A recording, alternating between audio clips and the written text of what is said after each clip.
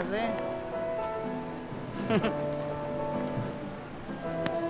Ano ba ba, ha? Papa Ponseng, galing mo pa na sumayaw. Ayun, tama nakakita ba? Nako, Papa, kahit wag na. Parang wag na lang. Pwede bang samahan mo na lang ako? Oh, sure. Parang sasabog natin yung kargada ko. Excuse me ba, ha? Hope. Dali, ito. This way. Sorry na ito po sa kanya.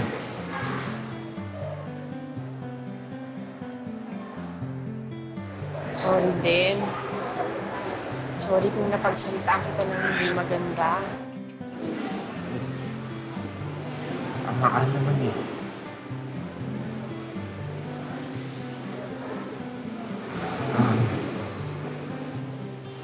Hope. Hope.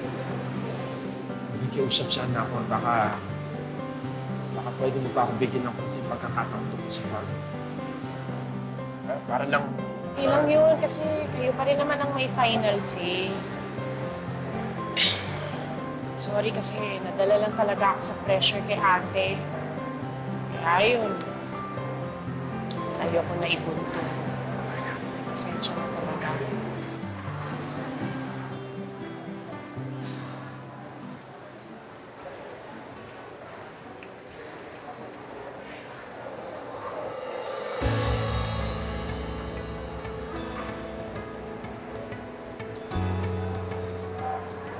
Ito na po, Ma'am Bro. Yes, Ma'am Bro. Please hold your beautiful horses.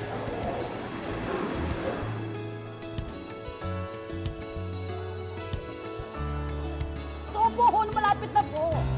Ay! Ah, bilagwa!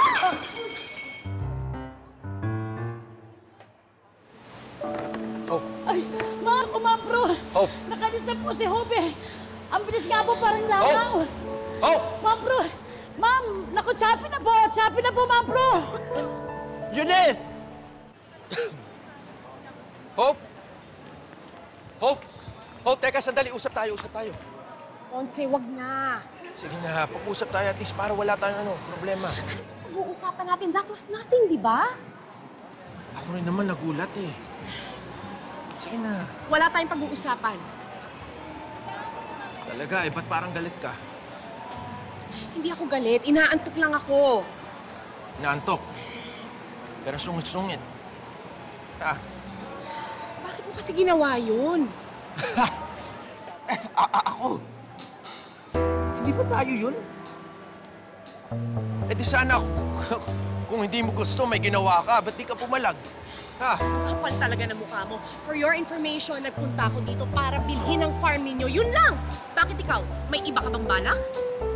Sorry na nga eh. Sorry na, nabigla lang, di ba? Sinabi ko na. Singgero ka kasi. Ha? Oh, below the belt na yan, ha? Tsaka parang ako lang talaga yung may kasalanan, no? Ikaw, ba't nga ba hindi ka pumalag? So gusto mo ng ego trip? Ha? So ano gusto mo sabihin ko? Nakinilig ako dun sa pa-dedicate mo ng kanta sa akin? Ha? Tapos mahuhulog ako sa'yo. Tapos babaguhin ko yung mga terms ng kontrata para sa'yo? Galing mo rin gumawa ng kwento eh. Pero hindi ka naman siguro ganun kababaw, di ba? Of course not! So okay lang na mag-dedicate pa rin ako ng kanta sa'yo kasi hindi ka naman naapektuhan, di ba? Alam mo, this never happened, okay? Magkita na lang tayo sa farm. Judith, bumalik na tayo ng hotel. Sige na.